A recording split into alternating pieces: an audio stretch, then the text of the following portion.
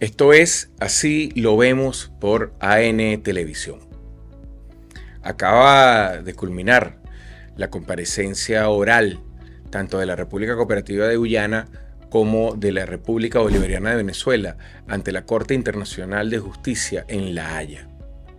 Y no hubo mejor forma de culminar que con la presencia de la presidenta encargada, Delcy Rodríguez, presentando en este caso los últimos alegatos muy contundentes en torno a la diferencia que mantenemos con la República Cooperativa de Guyana desde el momento en que se hizo público el carácter nulo e írrito del laudo arbitral de París de 1899. La intervención de la presidenta culminó la presentación por parte de la delegación venezolana, en donde estaba el canciller Iván Gil, el representante hasta hace poco ante las Naciones Unidas, el compañero historiador Samuel Moncada, acompañado por la Procuradora General de la República, así como por dos de los diputados electos por el estado de Esequibo en diciembre, cuando se decretó eso, el general Pompeyo Torrealba y el otro compañero diputado. Y esa presentación de la presidenta tiene, en mi criterio, 4 líneas clave que es importante repasar.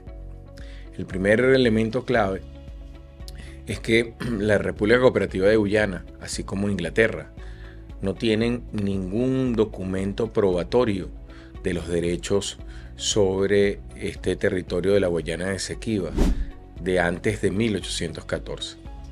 Y la fecha 1814 es clave, porque es en el momento cuando Inglaterra le compra al Reino de Holanda, el Reino de los Países Bajos, le compra 34.000 kilómetros al este del río Esequibo, es decir, a la margen derecha del río Esequibo. Esa compra por parte de Inglaterra al Reino de Holanda es el comienzo, es el punto de comienzo de una controversia muy fuerte. Aunque, y esto hay que decirlo también con total apego a los términos históricos, Sir Walter Raleigh en el siglo XVI, finales del siglo XVI, había dirigido una comunicación a la entonces reina de Inglaterra señalándole las posibilidades que pudiera tener el control de la desembocadura del delta y esta parte que hoy es un punto esencial de la controversia con la República Cooperativa de Guyana. Esa perspectiva de interés de control de las vías marítimas que permite de alguna manera la desembocadura del río Esequibo y el delta del Orinoco había sido planteado por los ingleses en el siglo XVI. Recordemos el momento inicial donde España comienza el proceso de imposición colonial y de control territorial. Por lo tanto, la compra que hace Inglaterra en el año 1814 del Reino de los Países Bajos corresponde indudablemente a esa perspectiva ya diseñada en el siglo XVI. Pero a partir del año 1814 comienza un proceso muy agresivo por parte del Reino de Inglaterra buscando territorio. Esencialmente en ese momento, no como ahora, los intereses que tiene Inglaterra, que tiene la República Cooperativa de Guyana, tienen que ver en este momento con los recursos energéticos, petróleo y gas esencialmente que hay ahí. Pero en el momento inicial Inglaterra tenía interés en los recursos auríferos, en la presencia de oro en esa zona. Debemos recordar que entre el siglo XVI al siglo XIX, las transacciones, las compras entre las naciones se pagaban en el valor oro. Y en el caso de Inglaterra, al carecer de minas en el territorio que corresponde al Reino Unido de la Gran Bretaña, buscaban esos recursos fuera en las colonias. Y obviamente el interés sobre nosotros está asociado con la zona del Callao, la zona que actualmente es parte del arco minero, que convierte a Venezuela en la tercera reserva mundial de oro en este momento. Por lo tanto, el interés geopolítico estaba ahí. En esa perspectiva, es muy importante entenderla, que la controversia siempre ha tenido que ver con los intereses en términos de control territorial y de recursos que Inglaterra ha caracterizado en su vida política, en términos de las relaciones internacionales. Eso explica su expansión y el control de la India hasta el proceso de independencia en la década de los 40 y 50. Eso explica el control que ejercieron sobre Hong Kong a partir de las guerras del opio en la zona que hoy corresponde a la República Popular China. Eso nos habla de la presencia de Inglaterra en el Gran Caribe, ¿no? Incluso nos habla del control que Inglaterra tuvo, por ejemplo, en Belice, que tiene que ver con la península de Yucatán, por ejemplo. Lo que quiero manifestar con esto es los intereses imperialistas, los intereses de expansión que han caracterizado a Inglaterra. En esa línea, que es una línea de continuidad hasta el día de hoy, es que debemos entender esa dinámica. Solo que hay que recordar también que el año 1814 es un año muy clave en la historia política venezolana, porque es el momento donde Boves encabeza una ofensiva muy fuerte contra el Libertador, que en el año 13 había iniciado la campaña admirable desde el virreinato de la Nueva Granada y había llegado hasta controlar Caracas. Y en el año 1814 se produce la migración de Oriente. Por lo tanto, Inglaterra siempre, cuando ha pretendido de alguna manera posicionarse sobre el territorio, ha aprovechado coyunturas políticas internas para desarrollar esas ansias expansivas. Eso es lo que explica la contratación, por ejemplo, y la elaboración del primer mapa, en donde indudablemente se manifiestan esas apetencias, que es la primera línea Schomburg, diseñada a partir del año 1835. Ese año, que también es un año clave, recordemos, el año de la revolución contra José María Vargas, es el momento donde Páez tiene un control extraordinario de la política del país. Ese año 1835, el Reino de Inglaterra contrata a Schomburg, un geógrafo prusiano, para que haga un levantamiento, pretendiendo con eso generar títulos y elementos que le permitan control del territorio.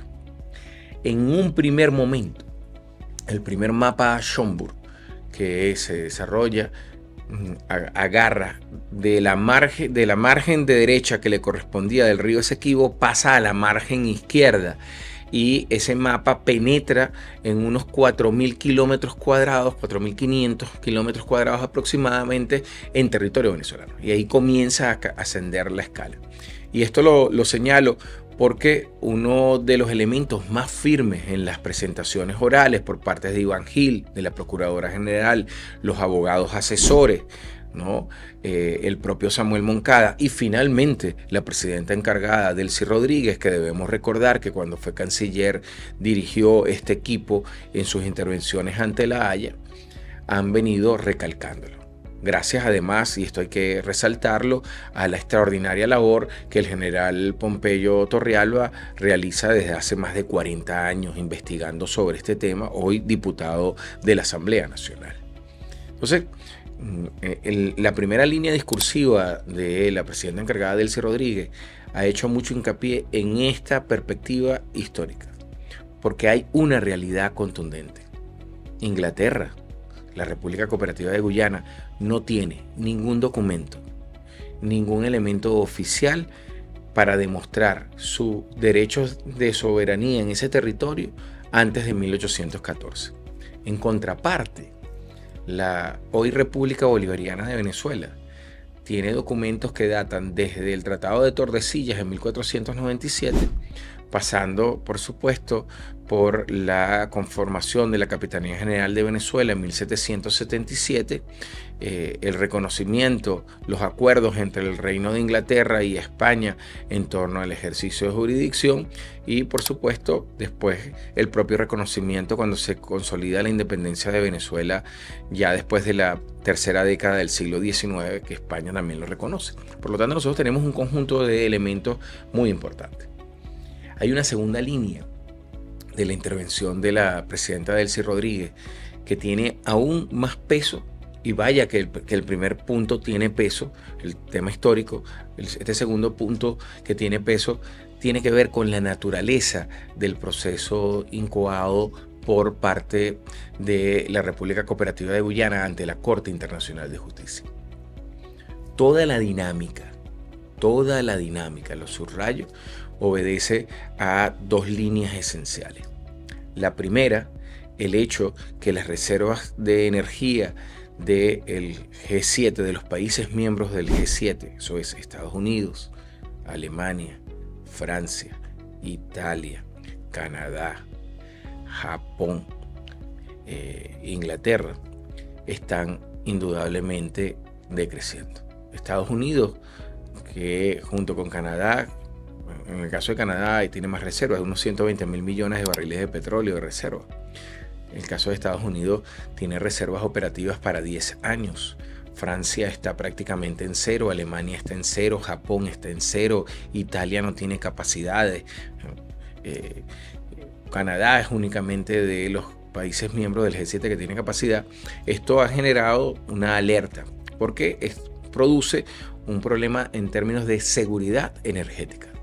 No disponer de energía es un problema para estados como es USA, como es Inglaterra, como es Francia, que tienen que dotar a un ejército que tiene presencia en múltiples bases alrededor del mundo y ese ejército se mueve con energía. Obviamente, esto también afecta a la economía. En un momento donde el G7 tiene una competencia férrea con los países del BRIC, es decir, Brasil, Rusia, India, China, Sudáfrica, más el BRIC Plus, donde está Turquía, donde está Arabia Saudita, y donde estos países están en este momento generando cerca del 46% del Producto Interno Bruto Mundial, en contraposición con el G7, que apenas está aportando un 36%, la posibilidad de que el G7 compense esta caída en el Producto Interno Bruto Global que ellos aportaban tiene que ver con energía. Sin energía no es posible el desarrollo. Entonces, entendamos, esta nueva dinámica que se ha dado a partir del año 2014 en una acción sumamente agresiva por parte de la República Cooperativa de Guyana, tiene detrás de ella el impacto de lo que llamamos, Emir Sader denomina los imperialismos colectivos. Eso no es solo Estados Unidos. A veces nos restringimos solo a hablar de los Estados Unidos y no comprendemos que es Estados Unidos, que es Inglaterra, que es Francia, que es Alemania, que es Italia, que es Japón, que tienen enormes intereses geopolíticos en medio de estas circunstancias de cambio en las relaciones internacionales. Por lo tanto, ese es el primer elemento, el tema de seguridad energética que explica esas acciones agresivas. El segundo tiene que ver con la naturaleza de los órganos que en el sistema mundial de alguna manera intentan mantener el orden. Y entre esos órganos, creados efectivamente para responder a los intereses de los imperialismos colectivos, está indudablemente la Corte Internacional de Justicia. La Corte Internacional de Justicia es un órgano que depende de la Organización de las Naciones Unidas. Es un órgano a través del cual los países que hacen presencia a través del Consejo de Seguridad y de la Asamblea General de las Naciones Unidas, que son las dos instancias a través de las cuales esa institución mundial funciona, cuando los países que son parte de la Organización de las Naciones Unidas tienen una controversia y esa controversia no logra ser solucionada por los mecanismos de negociación establecidos por la propia Carta de las Naciones Unidas, recurren siempre y cuando, lo subrayo, siempre y cuando recurren, siempre y cuando estén de acuerdo ambas partes a la Corte Internacional de Justicia. Y esto lo digo porque todo el proceso incubado por la República Cooperativa de Guyana violenta el propio funcionamiento de la Corte Internacional de Justicia. Y es ahí donde se ve la conveniencia, la convivencia, el cruce entre los intereses. El secretario general de las Naciones Unidas, en vez de agotar todos los mecanismos que la Carta de las Naciones Unidas establece para el establecimiento de la resolución de conflictos, negociación, arbitraje, investigación, intermediación, facilitación, ¿no? En vez de agotar todos estos mecanismos, decidió, en base al juego geopolítico y a las presiones que Inglaterra y Estados Unidos generaban por el tema ya señalado de la seguridad energética, decidió acudir a la Corte Internacional de Justicia sin la anuencia de Venezuela. Este proceso, por lo tanto, es una propia violación al reglamento de la Corte Internacional de Justicia. Y eso explica por qué Venezuela, desde un principio del año 2018, cuando inició esta dinámica, con la introducción de una solicitud por parte del secretario general de las Naciones Unidas, con el aval de la República Cooperativa de Guyana de iniciar el proceso en la Corte Internacional de Justicia, Venezuela levantó su voz. Y levantó la voz señalando dos líneas fundamentales. Una, que no acepta la jurisdicción de la Corte Internacional de Justicia en estos asuntos que son característicos o deben ser resueltos exclusivamente entre Venezuela y la República Cooperativa de Guyana. La segunda línea establecida es que, aunque no acepte Venezuela esa acción de la Corte Internacional de Justicia, no renuncia ni renunciará jamás a defender sus derechos históricos sobre la Guayana Esequiba en cualquier escenario u organismo internacional. Y esto es bueno que lo digamos, porque muchos venezolanos de seguro se explican, pero bueno, si el presidente Nicolás Maduro, la presidenta encargada Delcy Rodríguez, han señalado hasta el cansancio, al igual que Iván Gil, antes de eso Jorge Arriaza como canciller, también Samuel Moncada en un momento determinado, han señalado reiterativamente que no aceptan la jurisdicción de la Corte Internacional de Justicia porque acuden. La explicación siempre la he dado de una manera muy andragógica. Imagínense que algunos de ustedes que nos están viendo por ANTV en este programa, si lo vemos, es acusado de un robo a un banco y los organismos de seguridad lo solicitan, pero usted no robó el banco, usted ni siquiera estaba el día del robo del banco, estaba cerca, pero igual usted es acusado. Usted, sabiendo su inocencia, acude a defenderse, acude a manifestar que usted no robó el banco. Bueno, algo muy parecido hace Venezuela. Esa institución, la Corte Internacional de Justicia, es una institución de la cual nosotros nunca hemos sido adherentes, es decir, nunca hemos aceptado el ejercicio que ella pretende tener de arbitraje en las controversias entre los países. Y a pesar de eso, nosotros acudimos a defender los derechos de Venezuela. Y eso es importante que lo señalamos, ¿no? Hay un tercer elemento asociado con esto. Entonces, la Corte Internacional de Justicia no tiene jurisdicción. Venezuela no acepta las acciones que se están desarrollando ante la Corte Internacional de Justicia, pero decide presentar sus alegatos. Eso explica por qué nosotros entregamos más de 3.000 folios con documentos, memorándum, discursos, mapas que datan, repito, desde el siglo XV, que muestran los derechos que bajo el principio del iuti possidetis iuris nosotros tenemos.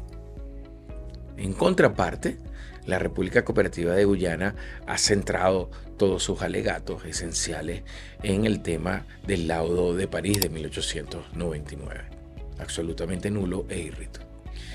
La presidenta Delcy, por lo tanto, en una acción muy coherente, que mantiene una línea de defensa de la territorialidad, que mantiene las posiciones que cuando ocupó la Cancillería ella desarrolló de defensa a ultranza de la integridad territorial, siguiendo las líneas establecidas en la Constitución, siguiendo los planteamientos sostenidos por el entonces presidente Nicolás Maduro y insistiendo en los derechos históricos que nos asisten.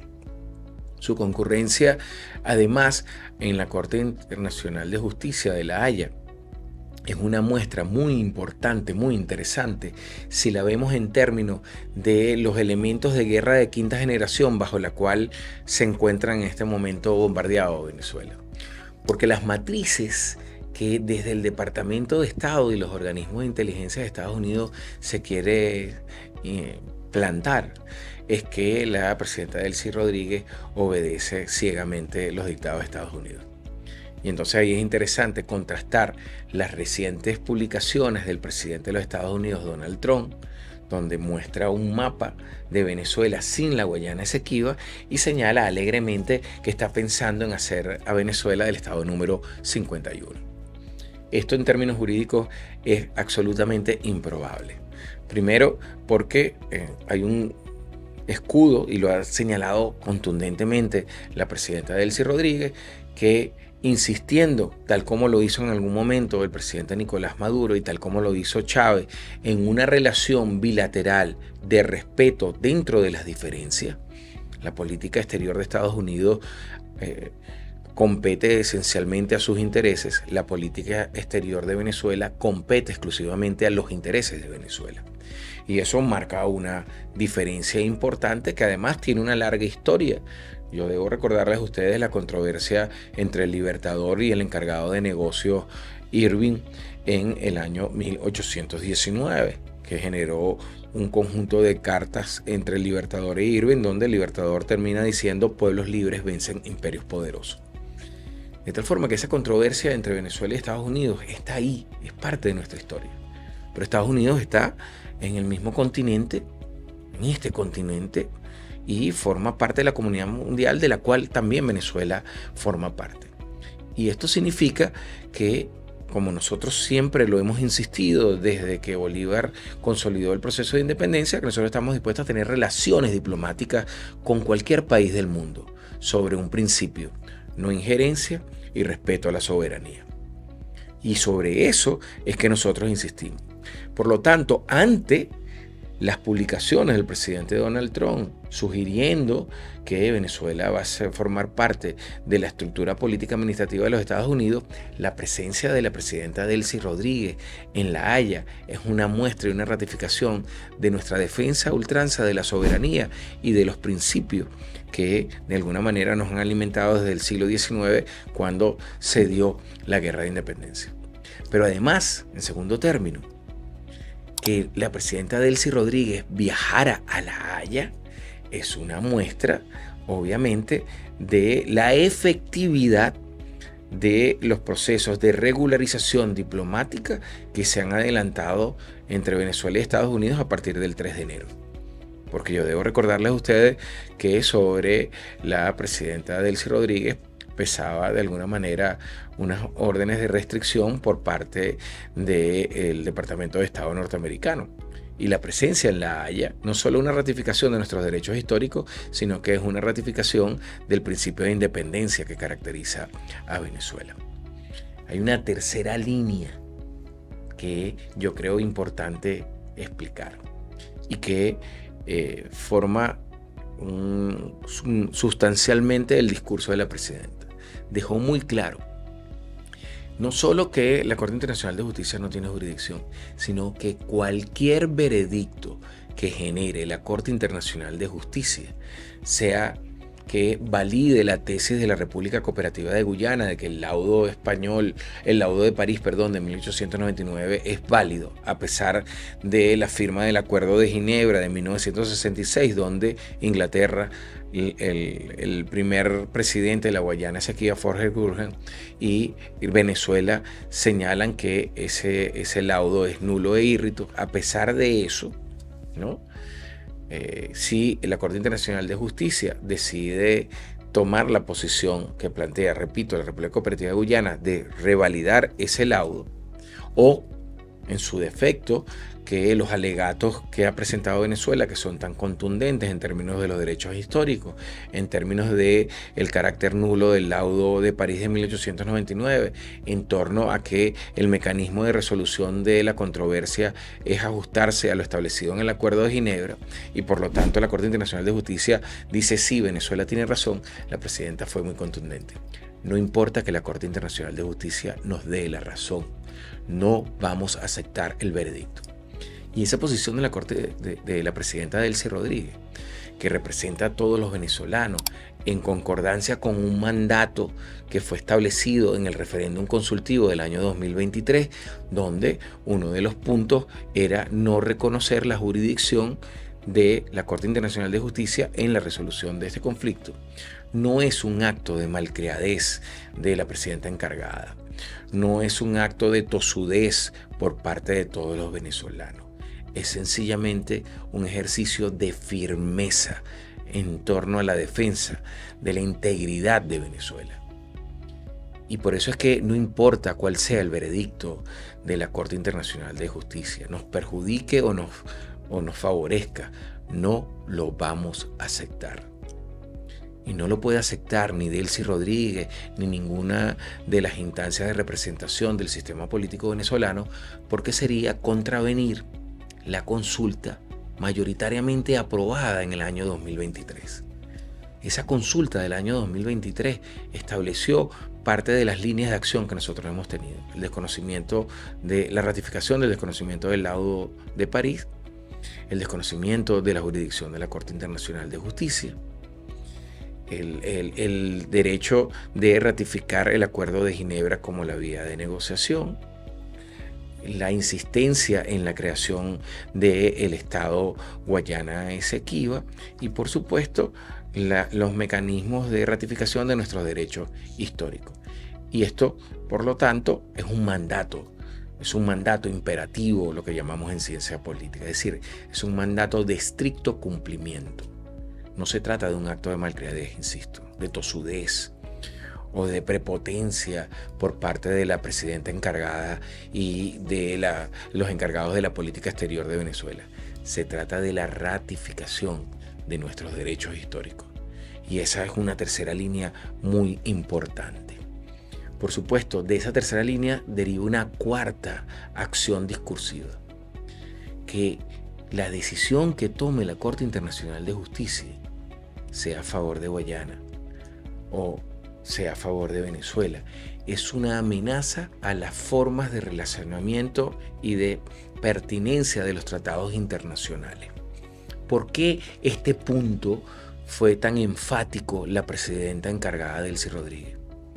Porque si la Corte Internacional de Justicia señala que el laudo de París de 1899 es válido, que es la posición de la República Cooperativa de Guyana, estaría desconociendo lo que posteriormente sucedió en 1966, que fue un acuerdo de negociación diplomática entre Inglaterra, entre Venezuela y lo que todavía era la Guayana Británica para buscar una solución de acuerdo a los mecanismos de las Naciones Unidas. Cuando ese acuerdo fue firmado y fue introducido ante la Secretaría General de las Naciones Unidas, aprobada en la Asamblea, se transforma en un tratado internacional de estricto cumplimiento. Por lo tanto, si la Corte Internacional de Justicia señala que el laudo es válido, estaría echando atrás una tradición de respeto a tratados internacionales. Para que ustedes tengan una idea de lo que estoy explicando acá y el significado que eso pudiera ser. Pudiera significar que diversas decisiones que se han transformado en tratados aprobados en la Asamblea General de las Naciones Unidas pudiera ser puesto en entredicho, porque si se pone en entredicho eso, todos los demás también. Y les pongo solo dos ejemplos. Imagínense que se le ocurra a la Autoridad Nacional Palestina decir, bueno, si están desconociendo el Acuerdo de Ginebra firmado en 1966, que es un tratado internacional, nosotros solicitamos que se desconozca el acuerdo que en 1948 permitió la creación del Estado de Israel, por ejemplo. O que Bosnia y Herzegovina o Croacia o Montenegro o Serbia, que formaban todos parte de la República Yugoslava y que se transformaron en república, en acuerdos y en tratados firmados y validados en las Naciones Unidas, decidan decir todos estos tratados que han sido firmados y que han permitido la constitución de esta república deben ser nulos también. Imagínense el caos que esto puede significar desde el punto de vista de las relaciones internacionales y de las relaciones diplomáticas. A eso es lo que se refería contundentemente la presidenta Delcy Rodríguez. Por lo tanto, estamos hablando de una situación que afectaría las lógicas de funcionamiento de las relaciones entre los países y afectaría aún más, profundizaría aún más la crisis de representatividad que ha venido experimentando las Naciones Unidas, producto del hecho de que su funcionamiento, sus estatutos, los reglamentos, las relaciones siguen estando ancladas a el contexto de la Guerra Fría cuando se creó a partir de 1945. no es lo mismo el mundo en el 2026 que el mundo cuando se creó la Carta de las Naciones Unidas. Y a pesar de eso, y esto hay que subrayarlo, Venezuela, consciente como siempre hemos estado, que las lógicas de las Naciones Unidas responden a los intereses no solo del capital transnacional, sino que responde a los países con asiento permanente en el Consejo de Seguridad. Eso es Francia, Inglaterra, Alemania, Estados Unidos, Rusia y China. Conscientes de cómo estamos eso y que ese mecanismo de asientos permanentes y de miembros del Consejo de Seguridad que se alternan y son votados cada cierto tiempo no corresponde a la realidad que vivimos los ciudadanos del mundo en el siglo XXI.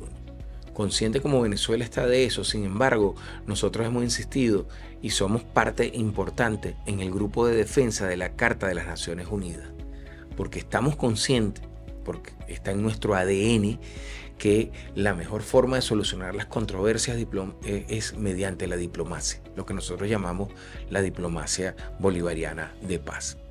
Y eso es un elemento que la presidenta Delcy Rodríguez resaltó en su intervención. Por lo tanto, su presencia ya es un mensaje geopolítico. Los 4 elementos que hemos señalado de su discurso son muy precisos y ratifican una gran conclusión. Venezuela no acepta bajo ninguna condición renunciar a los derechos que sobre el Ejecutivo tiene, porque es un tema de defensa de la integridad territorial. Y esto, sin duda, es algo que a todos los venezolanos nos une. Si esto no fuera suficiente, yo quiero terminar resaltando las intervenciones de los diputados que representan las bancadas opositoras dentro de la Asamblea Nacional. Todos, absolutamente todos, a pesar de las diferencias políticas que podamos tener o ideológicas o sobre conducción política, coincidieron con la postura oficial, la defensa de la integridad territorial de Venezuela y de sus derechos sobre la Guayana Esequiba. Y eso hay que aplaudirlo, porque al final la democracia se trata de buscar los puntos de coincidencia ante elementos vitales, y no hay nada más vital que la defensa del territorio. Esto fue Así lo vemos por AN Televisión.